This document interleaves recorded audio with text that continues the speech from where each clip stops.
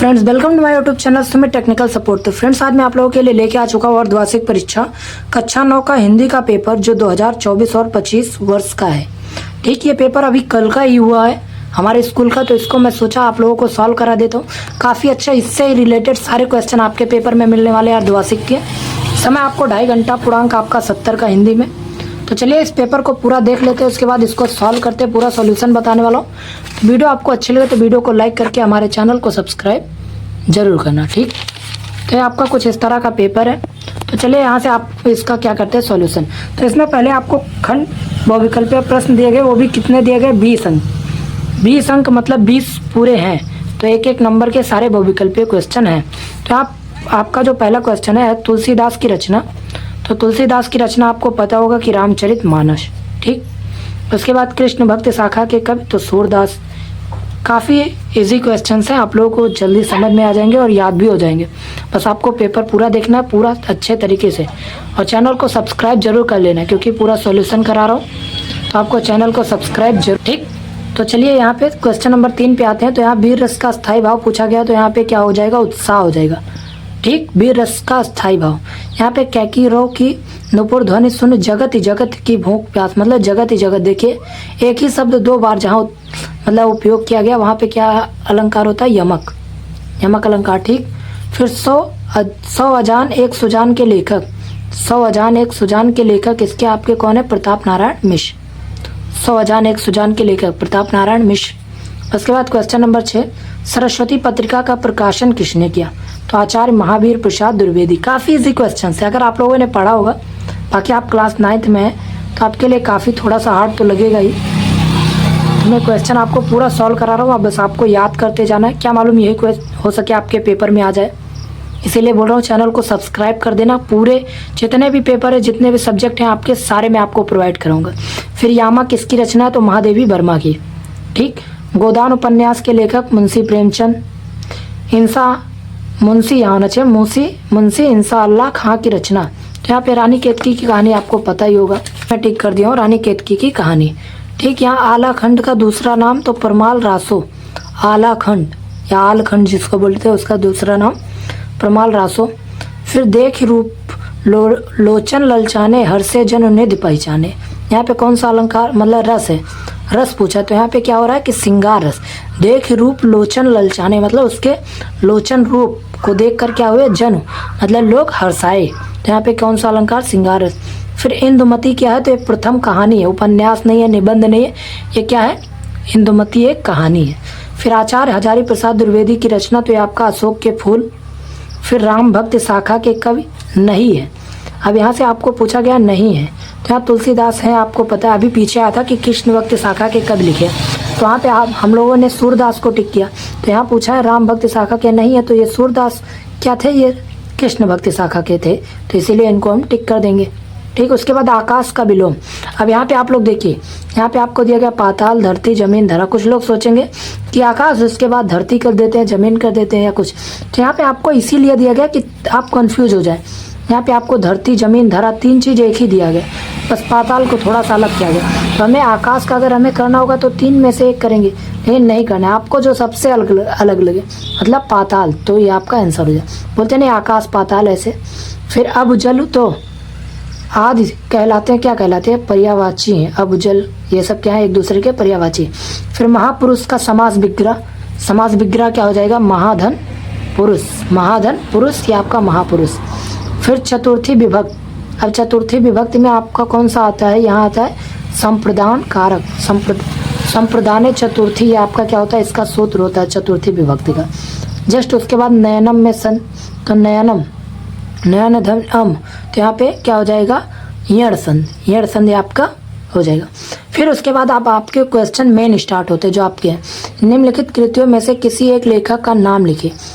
तो यहाँ आपको लिखना है, या तो गोदान के लिख दीजिए या तो भारत दुर्दशा। तो लेखक गोदान का आपको पता होगा, मुंशी प्रेमचंद। मुंशी प्रेमचंद यहाँ पे आपको लिखना है। अभी मुझे लगता है पीछे कहीं आया भी था, सॉरी यहाँ पे देखिए, यहाँ अभी क्या आया था आपको, गोदान उपन्यास के लेखक, तो आपने यहाँ पे टिक किया था और वही क्वेश्चन आपसे यहाँ पे रिपीट कर लिया गया। तो समझिए आपके 1-2 नंबर ऐसे ही इसमें फालतू मिल जाते हैं। तो यहाँ पे आपको यामा भी वहाँ पे था आपका, महादेवी वर्मा लिख देना। फिर उसके बाद आपको बोला गया सरस्वती पत्रिका के संपादक का नाम, तो यहाँ पे महावीर प्रसाद द्विवेदी, अभी आपने वहाँ पे पढ़ा।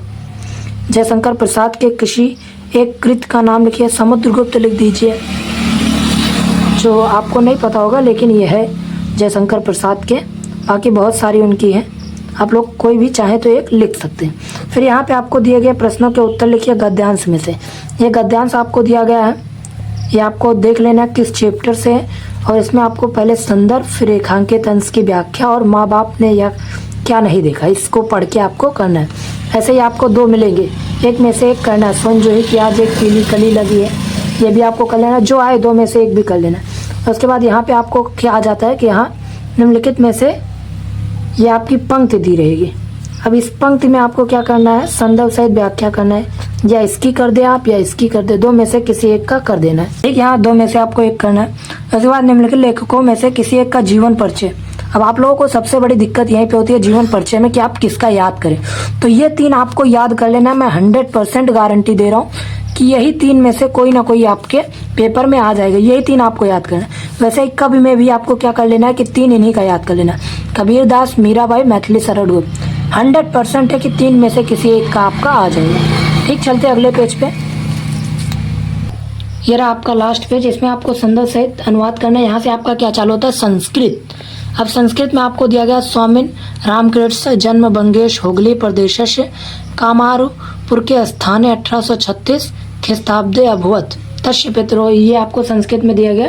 इसको आपको क्या करना है, इसमें दिया गया श्लोक लिखिए इस पाठ्य पुस्तक में, प्लस इसका संदर्भ सहित अनुवाद आपको ये कर लेना है। उसके बाद अपनी पाठ्य पुस्तक से कंठस्थ किया गया श्लोक लिखना है एक। उसके बाद यहाँ प्रश्नों के उत्तर 3 दिए गए, इसमें से आपको 2 ही करना है। ठीक, फिर दीपदान एकांकी का सारांश अपने मन, ये किसकी है, ये आपके राम कुमार वर्मा की है, जिन्हें एकांकी सम्राट भी कहा जाता है, ये उन्हीं की है। ठीक, अथवा करके यहाँ पे आपका चालू हो जाता है पन्नाधाय की चरित्र चित्रण कीजिए, या तो आप ये लिखें या तो ये लिखें, पन्नाधाय या फिर दीपदान की एकांकी। ठीक, उसके बाद क्वेश्चन नंबर 8 आपका आता है श्रृंगार रस की परिभाषा तथा उदाहरण, ये आपको कर देना है। इसका आपका सिंपल से श्रृंगार इसका क्या होता है, रति नामक स्थायी भाव, विभाव, अनुभाव और संचारी भाव के संयोग से बनने वाले रस को क्या कहते हैं, श्रृंगार रस कहते हैं। इसका उदाहरण आपको लिख देना है, तो उदाहरण आप लोग कोई सा भी लिख सकते हैं। उसके बाद दोहा और चौपाई छंद का लक्षण सहित उदाहरण लिखिए, ये भी आपको कर लेना है। फिर यमक और श्लेष अलंकार की परिभाषा दीजिए। यमक श्लेष अलंकार एक जगह क्या होता है कि जहाँ मतलब बार बार जहाँ शब्द रिपीट होते हैं और उनके क्या होते हैं कि अर्थ हर जगह अलग अलग होते हैं, तो हाँ यमक और श्लेष में भी ऐसे है कि वहाँ पे जहाँ एक ही शब्द है लेकिन उसके अर्थ बार बार मतलब अलग अलग हो, तो वहाँ पे क्या होता है कि श्लेष अलंकार। उसके बाद निम्नलिखित में से किन्हीं 2 शब्दों के तत्सम शब्द लिखिए।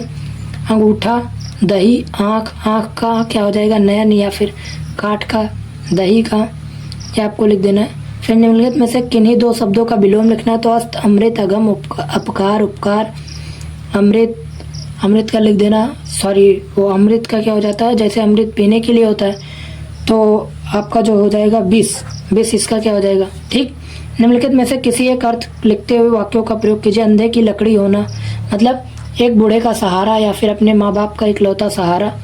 आंखों का तारा होना मतलब गायब हो जाना या कहीं चले जाना। ऊँट के मुंह में जीरा मतलब बहुत बड़े आदमी को थोड़ी छोटी सी चीज़ देना। इसके बाद यहाँ 2 शब्दों के पर्यायवाची अतिथि, अश्व, कपड़ा, आकाश, अश्व का घोड़ा हो गया, और जो आप लोग चेतक कर सकते हैं अश्व का। 2 में से आपको लिखना है कपड़े का कर देना, अतिथि का मेहमान। उसके बाद 2 संधि विच्छेद करना है, धर्मार्थ परमेश्वर, विद्यालय मुनिष, विद्या धन आलय, विद्यालय परमेश्वर का, परम धन ईश्वर परमेश्वर। उसके बाद निम्नलिखित में से तृतीया विभक्त एक वचन का रूप लिखिए। राम अथवा हरि का आपको लिख देना है। ठीक, राम है और हरि। फिर उसके बाद अवकाश हेतु प्रधानाचार्य को प्रार्थना पत्र, ये आपका मोस्ट इंपॉर्टेंट क्वेश्चन है। ये सब आपको तैयार कर लेना, काफ़ी आपका पेपर जो था मैंने सॉल्व करा दिया। अगर कोई भी क्वेश्चन आपको फंस रहा है, लग रहा है नहीं होगा, तो आप कमेंट करिएगा, उसका मैं आपको वीडियो प्रोवाइड कराऊंगा। तो चलिए मिलते हैं किसी और पेपर के साथ, लेकिन आपको चैनल को सब्सक्राइब कर लेना क्योंकि हर पेपर का मैं आपको वीडियो देने वाला हूँ, तो सब्सक्राइब जरूर कर लेना।